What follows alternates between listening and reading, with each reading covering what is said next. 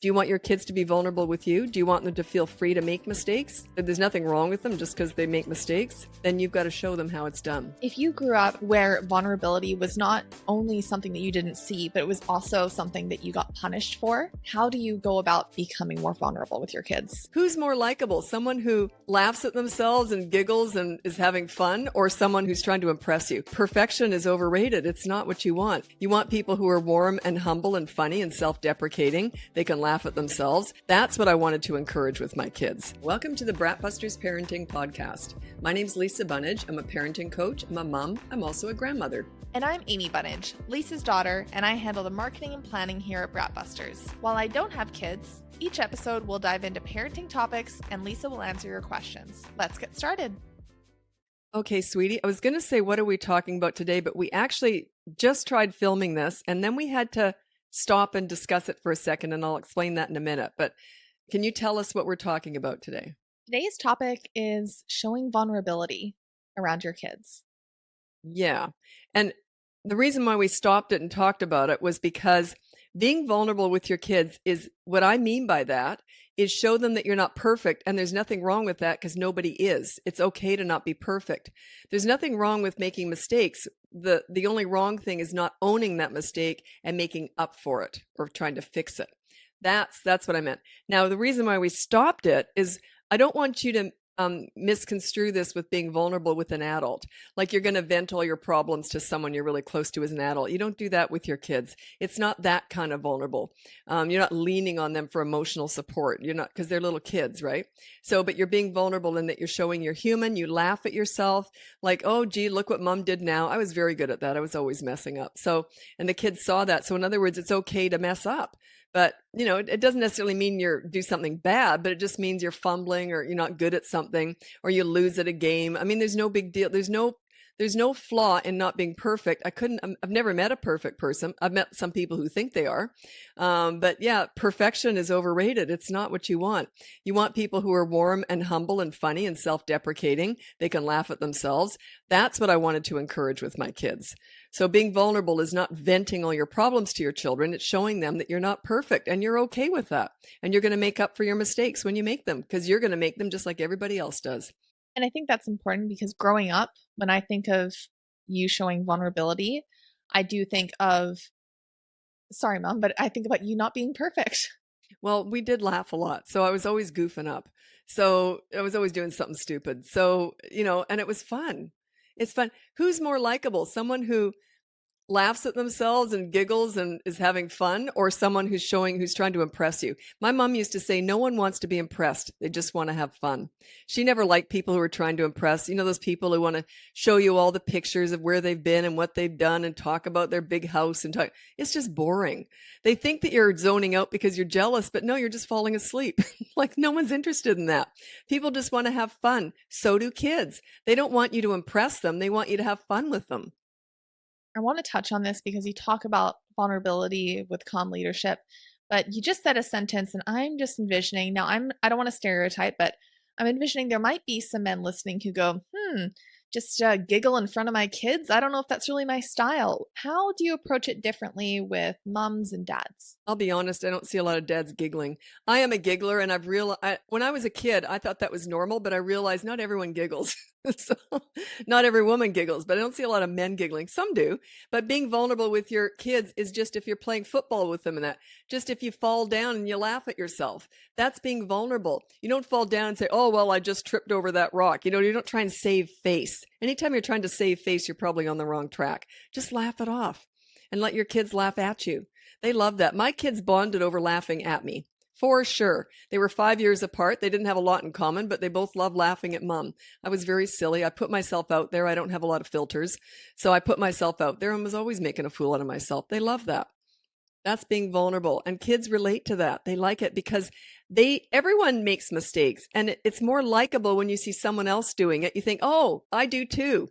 It's more relatable. Being vulnerable is relatable and it's approachable. And also because I was so vulnerable with my kids, they could tell me anything because I was a safe place to land because I'm comfortable with making mistakes and I'm comfortable with you making mistakes too. So I wanted them to tell me when they made a mistake and they did. And there was no shame involved. Felt like a two-way street in that regard. Very much so.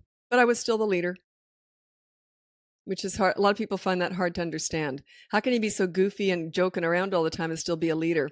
And my mom used to ask that. She goes, "How do you do that?" She goes, "You're so goofy with your kids, and yet they respect you." I think that was part of the reason they respected me, because I was very good at entering their world and having fun with them and enjoying them. And then when they know that they're enjoyed that much and you're that connected with them, they don't tend to act out. It would be embarrassing because we were like friends. So it'd be embarrassing. But I was still mom. I'm still mom. We actually, I want to do one of the questions right now. And then I do want to talk about vulnerability a little bit more before we get into the rest of the questions. And this first question is Lila from France. Hi, Amy and Lisa. I'm writing to you to propose a topic for a podcast episode. It would be called What You May Not Guess About My Mom, and have Amy take the lead and tell us stories we would not have guessed about Lisa, for us to have a more complete idea of what calm leadership actually looks like. So the tender moments, the discussions, afternoons when she would bake another cake and go the extra mile for her kids, bedtime. After listening to you a lot, I suspect Lisa is much more calm, soft, present, and listening than we may think if we just listen to how Lisa goes about discipline. Yeah, and yet so I get embarrassed now because I like to act tough, not in front of kids, but you're breaking my cover here. So it bothers me. I'm very uncomfortable right now, and that doesn't happen very often. Okay, so did you want to? Oh, I hate this. I like to act tough, but not in my inner circle. They all know I'm a doofus. So yeah, okay, so what may people not know? Not that it's so self-serving, it sounds so, what people might not know about me, but maybe touch on that topic then. No, the reason I want to talk about this is because you were talking about the fact that you messed up, is that I think that that was the main vulnerability. And like, I also like, I will say I was able to go to you with any question. So I'm sure there were like a lot of discussions and everything, but I feel like we always used humor and it was very lighthearted. And when I think about my childhood, I actually don't really think much about discipline because I don't really remember a lot of that. Um, I No, remember always knowing that if I messed up, you'd be right there. in a shot. In a shot. I never missed a thing. But they didn't get in trouble. So, and But I remember once they were arguing in the other room, and it was my son had set up his Lego. He was older, so he was 8 and she was 3 at this time. He decided he was going to play Lego with her because she was old enough to play with the Lego now, but it was his. And so what he did was he set up a war. So they were going to have a war. So, and I knew they were doing this. I could hear them chattering. And then I started hearing her say, but that's not fair. And he was whispering. So I knew he was up to something. And he goes, yes, yes, that's all I heard. Yeah, but not fair. And so I yelled out from the family room, and I was loving this.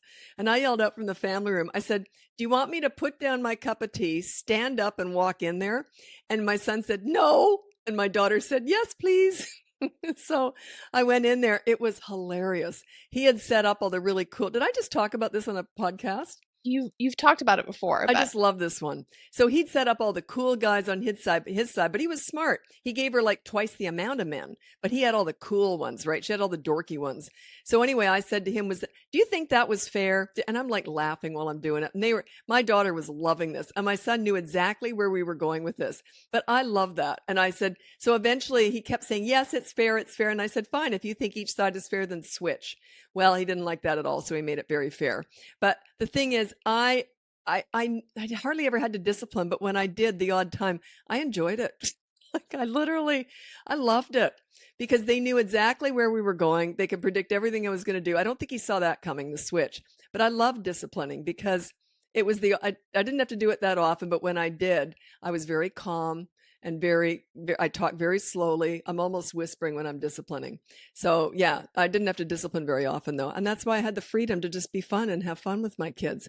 Get that pesky discipline out of the way. Cement your leadership as early as possible so that you can just relax and enjoy your kids. And you can be vulnerable, goof around with them, be silly, wear underpants on your head and chase them around the house like I did. And they'll still respect you. I remember when we got that pool in the backyard, we used to do a lot of diving competitions. So you'd like grade us or something, and me and my brother would be jumping in, and I always seemed to accidentally belly flop. I don't know why I did, but I just could not help but really hurt myself every single time I tried to dive in. And the memory I have is you sitting in those like lawn chairs, sitting there, you'd have like a cup of tea or something, and you'd be writing to your mom. And that just like is a memory that I have so strongly in my head there. Well, just the laughter. I mean, she was so cute, and my son would do these perfect swan dives. And then she'd go, "Look, mommy, I know how to do it now." And she'd go spread eagle and land right on her belly. And she'd come out, "How was that?" And my son and I were laughing. So yeah, lots of fun. But because I got that discipline cemented like when they were young, and I enjoyed disciplining because I knew where I was going with it. I knew that once I sort this out, I won't have to deal with it again. Okay. And that's the thing, is when you get really calm when you're disciplining and you know where you're going, and that's all I teach is how to discipline quickly, get it over with, then you don't have to do it again. They already knew. He learned with that Lego thing, he learned that if he unfairly divvied something up again, mom would come in and deal with it. So it didn't come up again. Okay. But yeah, I remember just a lot of laughter, a lot of fun. But yeah, the belly flops. I do remember that. Was that a good one, Mummy? Not so much. She knew when she came up out of the water, if her brother and I were laughing, it was a bad one. I could hear the laughs under the water. Under the water. Actually, my son was really good at belly flops, but he did them on purpose. But she was trying to dive. And then I think before we get into the rest of the questions, if you grew up where vulnerability was not only something that you didn't see, but it was also something that you got punished for, how do you go about becoming more vulnerable with your kids? Well, and this is the thing, is people see vulnerability as weakness, and I don't know how to answer that, because I go right back to being vulnerable with adults. I'm not good at it. I always like to act tough with adults for some reason. Kids, not at all. Completely vulnerable. I feel safe with kids. So I think, and growing up, my parents I didn't feel they were perfect. They showed vulnerability. My mom I went to my mom with problems all the time. She was the go-to with problems. My dad felt bad. He'd go, "Oh, sweetie pie, were they mean to you?" And it made me cry worse. Whereas my mom would just say, "Okay, so what are we going to do to fix that?" That was my mom. Like, you're a smart girl. Let's figure this out. So she always made me feel like I could solve my own problems. But she would talk about stories when she was young. She'd say, "I remember when so-and-so was mean to me." So she showed that she was human too. And that really helped me along, because you always feel like you're alone when you're a kid. It's the first time you're experiencing a lot of stuff and you think you're the only one. Well, you're not. My mom used to say, "Surprise, surprise, everyone goes through this, sweetie." So she definitely told me stories about growing up too. That was a part of it too. And how she maybe failed at some stuff. It's okay to fail too. You don't always have to be perfect. There's no such thing as perfect. What are your thoughts on crying in front of your kids? Well, okay, you never cry loud or long. So it's okay to cry a little bit, like especially if you lost an animal or something, but it scares them. So you don't tend to vent in front of your kids. It's hard not to sometimes if you're going through tough stuff, but you don't want to use them as therapists. So you'll be careful with that. And I remember years ago, I went into this thing. It was what do they call hospice? And I was going to be volunteering there, and it's people who were dying, and I was going to be there to work with the kids who were losing parents. So they'd come after school. They literally would come after school and sit with a dying parent while they did their homework. I mean, it was just the saddest thing. Anyway, and then I said, "Well, how do I handle it when the parent dies? Like, am I allowed to cry?" And they said, "Yes, you can. Try not to, though." But they said, "You can cry, but never cry longer or harder than the family," because that would just be ridiculous, right? So I always remembered that. You don't want to cry too hard or too long with kids, but it's okay that they see you sad. But remember, it scares them. The younger they are, the more likely it is to scare them. Okay, so we'll get into the questions. These ones aren't specifically about vulnerability, but they're just about parenting in general. So the first one is Michelle from the United States. My 8-year-old is starting to believe he's a bad kid because he gets frequent reminders at school and struggles to sit still, which leads to notes sent home. He's bright and kind, but I'm worried these experiences are chipping away at his self-esteem. How can I help him feel good about himself while also improving his listening and focus? That's kind of a tough one. Now, say the first sentence again about how. My 8-year-old is starting to believe that he is a bad kid because he gets frequent reminders at school and struggles to sit still. Okay, frequent reminders at school. Okay. So I would say to him, I would ask him, I say, "Why can't you sit still? What's bugging you? Let's figure this out." Like, treat it like you're on the same team. Let's figure this out. Why can't you sit still at school? What's going on with your brain and your body? Let's figure this out. You might want to try stress toys that don't make any noise, something he can fiddle with, like just at his desk. So there's all sorts of stress toys that you can just get online or whatever. You can get a whole bag full of them. Something that might work. Like one kid I was working with, I swear, I can't remember what it was. I think it was so dumb. It was a clothes peg, but a broken one, half of a clothes peg. It was this wooden clothes peg, and this kid just would rub his thumb on it whenever he'd start to feel stressed out. He'd rub his, and you could literally see the divot in the wooden clothes peg where this kid had rubbed his thumb. So try something like that. It's a soothing, self-soothing thing to do. But ask him. Say, look, you got to learn how to sit still, kiddo. But I understand you can't. What's going on in your mind and your body? Let's work on this together. You see, treat it like a problem that you're going to help him solve. Okay. Say lots of kids can't sit still. Lots of the most successful people in the world. They're out there making millions now. They're famous, but they also couldn't sit still. So you want him to understand he's not the only one that does that. They often feel isolated when they're going through something. I remember when my dad died when I was young, I didn't know anybody else who'd had a sick dad or a dying parent. I felt like I'm the only one in the world who was going through that. But I wasn't. I just hadn't met anyone like that. So knowing there's other people going through the same thing and there's nothing wrong with them, not only is there nothing wrong with them, but they're super successful. What I would do is I would look up his, like if he likes basketball or something, I would research that like crazy. I would find basketball players who's talked about struggling in school. They're heroes. So yeah, I don't want him to feel that he's not normal. I want him to feel like, we'll figure it out.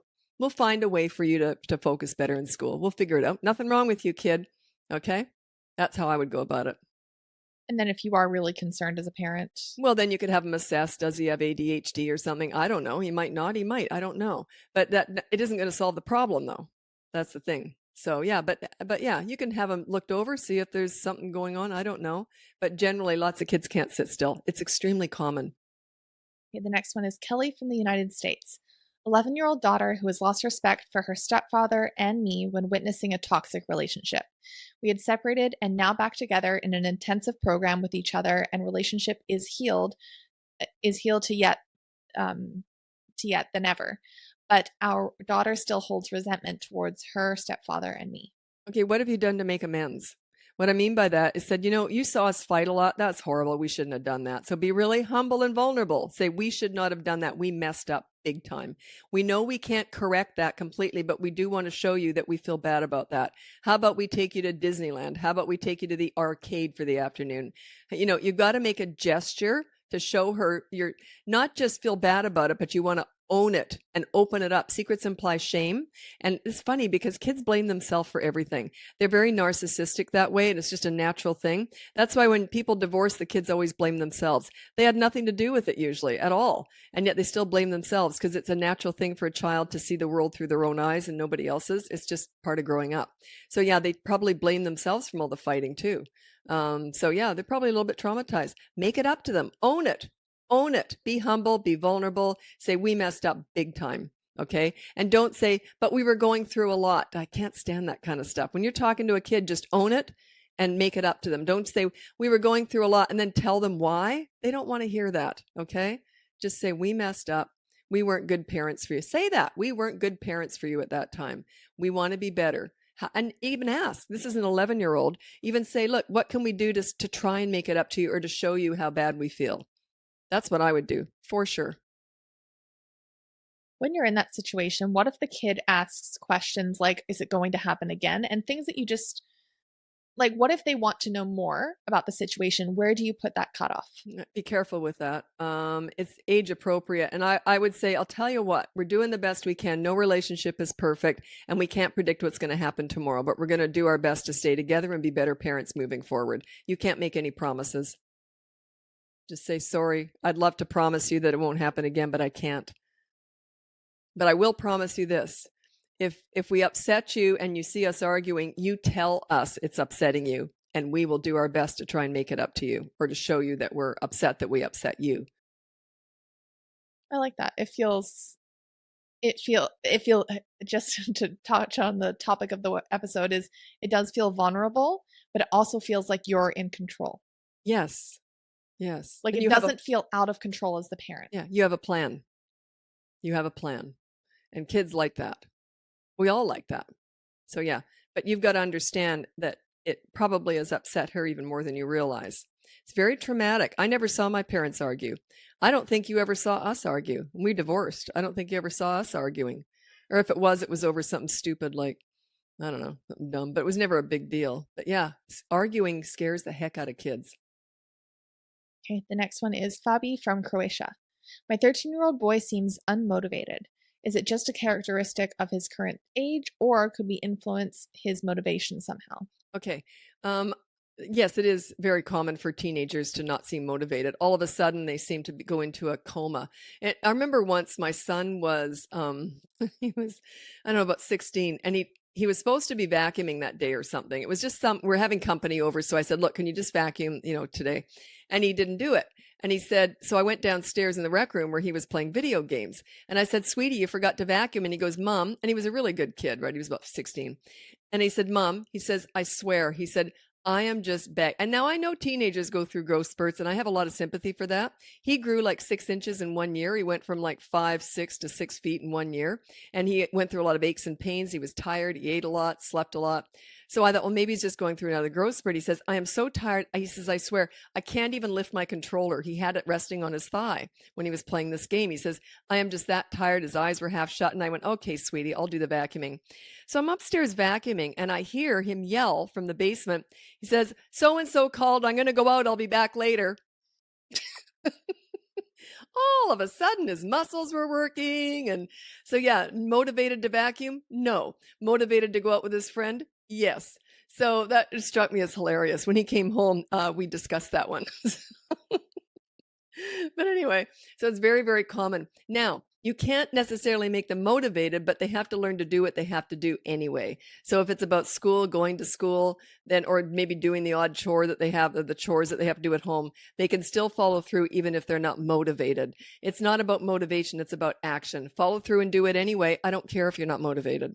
There's certain things that you have to do. You have to put your dirty clothes in the hamper. You have to go to school. You have to finish your homework. You see what I mean? So don't wait for the motivation. Just say, sure, you're not motivated. I'm not motivated to get up and get you off to school either, but I've got to do it. So it's not always about motivation. It's about just doing what you need to do anyway. When's that fine line about when you start? Because I'm sure with teenagers, they throw a lot of curveballs at you. When would you start to worry as a parent? When you start to worry how they treat you, you can tell when they're really disrespectful. And if they're really disrespecting you, then you've got to work on yourself as a parent. You got to figure out what's going on.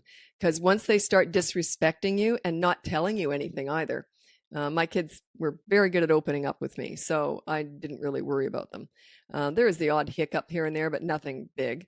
But yeah, it's when they start disrespecting you or saying really nasty things like "leave me the f alone" or something. Stuff like that will happen, right? And I would guess, I mean, obviously, none of this is an exact science in the sense of like you're dealing with real people, real humans. But I will say that me as a teenager, I felt more comfortable coming to you with my problems because you also showed me your vulnerability. Yeah, because I had problems too, and I am growing up, and now we've all got problems. Okay, so, but yeah, it's just part of life. My mom used to say, she goes, "Sweetie, everything's temporary, the good and the bad." So she said, "How can we appreciate the good unless we've had the bad?" She was very good at putting things in perspective. So life isn't about being perfect. A lot of parents try and do that with their kids. They say, if you do this, this will happen. In other words, just do everything right and life will work out for you. I never said that to my kids. I said at all, actually. I was very realistic. I said, you can do everything right and bad things can still happen. Like when my dad died, I learned that young, obviously, not in the way I wanted to, but I learned that life can throw you a real curveball and you just got to get up and deal with it. So, but yeah, I didn't want them to think that life was a bed of roses, but I wanted them to feel in control of themselves and how they deal with it. So it's not what's handed to you, it's how you deal with it. So my mom's favorite saying was, it's not the cards you're dealt, it's how you deal with them. I appreciated that too because I didn't feel like I was owed anything in life. No entitlement whatsoever. None. No.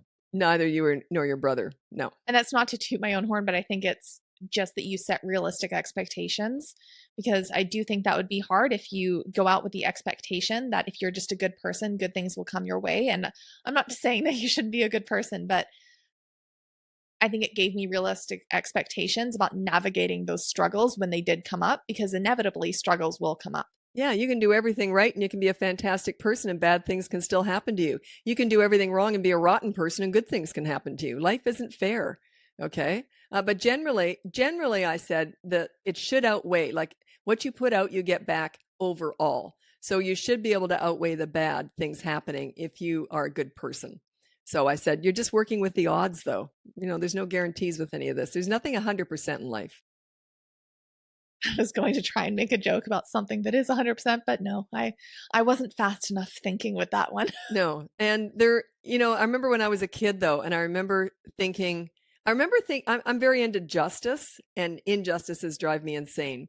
And I can remember it used to drive me nuts when I knew kids were cheating on tests or whatever, and then they'd get an A and they'd be bragging about it. And I knew they'd cheated. It used to drive me insane, but I wasn't a tattletale. But it used to drive me insane. I hated injustices because I was so just, like I would never have cheated or anything. And I thought, how unfair that that I do all the work and they would often cheat and watch I remember I got in trouble once for cheating because a kid had copied off me and we got in trouble. It was the same answer and it was obviously there was a copy and I got in trouble for that. I was so mad. But I hate injustices. That's part of life though. I remember that. I remember my mom saying, well, sweetie, she goes, unfortunately, not teachers aren't always going to get it right. So yeah, I didn't get in big trouble, but yeah, I got in trouble for that. I was mad. I was like by grade 4 or 5 or something. I was young.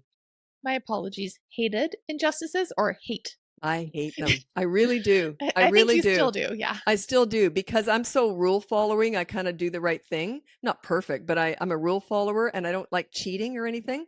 I can remember once years and years ago, my friends, we used to go up to Whistler and we'd go there pretty much every weekend back in the 80s.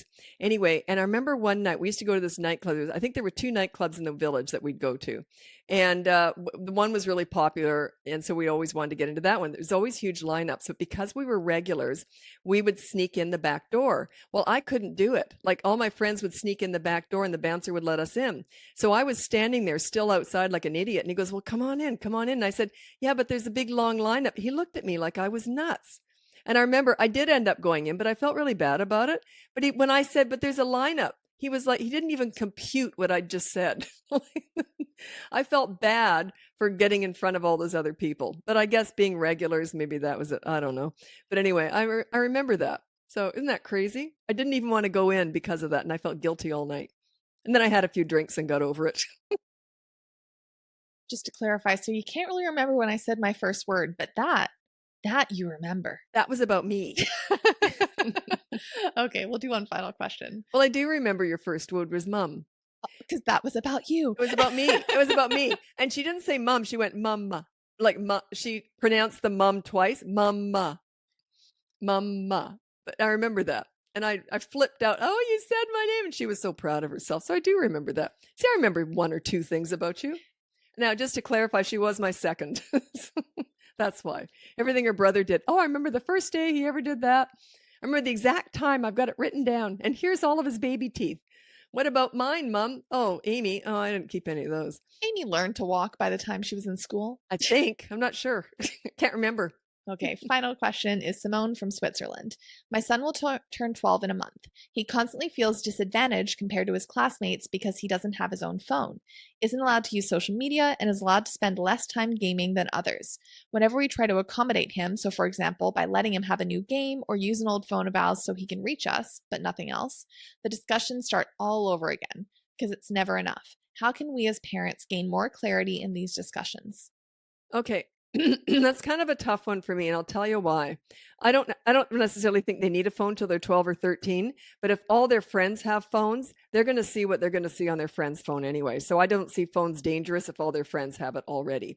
So I would be more inclined to get him a phone, but if you don't want to, just have that talk with him and say, he's not going to like it, by the way, but just have that talk with him and say, we're just not comfortable with it, and here's why.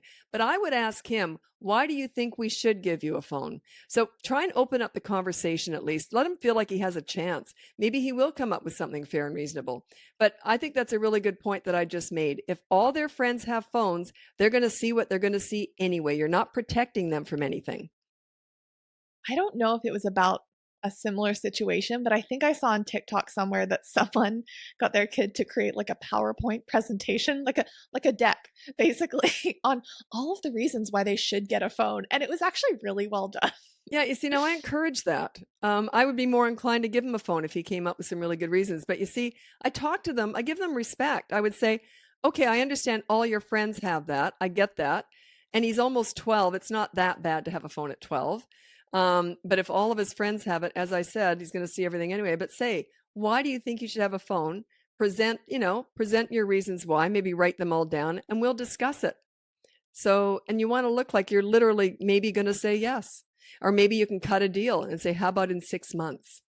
How about this? How about when you do get a phone, we'll put this block on it. By the way, they're going to get through any block you put on it anyway. They're always going to outsmart us with technology. But you can negotiate it. Say, when do you want it? Maybe he can do some extra work around the house to maybe earn it. But you got to figure all that out. You got to discuss it with them. Don't just shut down the conversation. Discuss it with them. Okay, well, that was everything for the questions. Okay, kind of a hard one because I'm not comfortable discussing being vulnerable to adults. I don't like it. But I'm very, very vulnerable around children. And now, why would I say that? That sounds kind of weird.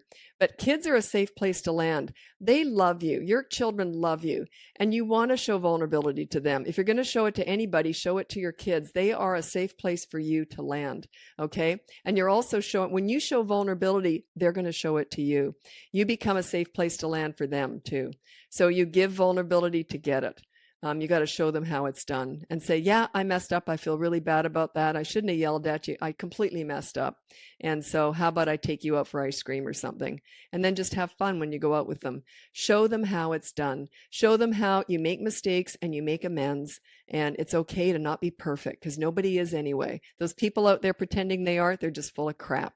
And they're boring anyway. Those people are bore me to tears. I like people who goof up and laugh at themselves. Not goof up and hurt people, but just, fumble around and make fun of themselves when they don't do something perfectly. I'm attracted to that. And so are kids. They like that. It's very likable. Being vulnerable is extremely likable. And you want your kids to like you. Okay? They love you, but you want them to like you. And you want to like them too. So if you're vulnerable, they will be too. Okay? Is that it? I just think that's a really good point, though, is I think it gives people almost like a script to follow, which I think is helpful. If you're someone who does not feel comfortable being vulnerable with your kids, I don't think it's going to be as easy as, I'm just going to wing it and just be a little vulnerable today. I think that giving them the idea of thinking about something that you made, like a past mistake, and admitting it to your kids and apologizing or making amends when it's impacted them, I think that could be a really great way to start. Almost like an olive branch. It is leadership. That's what I teach. I don't teach dictatorship or authority or pleaser parent or any of that. I teach leadership, and leaders are leading by example. Do you want your kids to be vulnerable with you? Do you want them to feel free to make mistakes? That there's nothing wrong with them just because they make mistakes?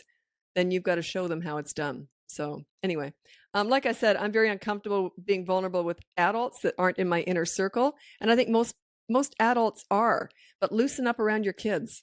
Okay. They should bring out a different side of you. That's what you want. Because one of your closest relationships in life will be your children. It's for life. So yeah, if you're going to be vulnerable with anyone, be vulnerable with your kids. Give them the gift of your vulnerability. Okay. Okay. Let's wrap it up here. Thanks so much for joining us. We'll be back again talking about parenting in another episode. Happy parenting. Thanks for tuning in. If you're ready to dive deeper, check out bratbusters.com to learn more about the behavior board, parenting courses, and private one-on-one coaching with Lisa. If you've enjoyed the show so far, we'd love it if you could take a moment to follow, rate, and review us on your favorite podcast platform. Your feedback helps us reach more parents just like you. The information provided in this podcast is for general informational purposes only and is not intended as a substitute for professional advice. Lisa is a parenting coach, mom, and grandmother. She is not a licensed psychologist or counselor. Her services do not replace the care of psychologists or other healthcare professionals. For a full disclaimer, please visit bratbusters.com/disclaimer.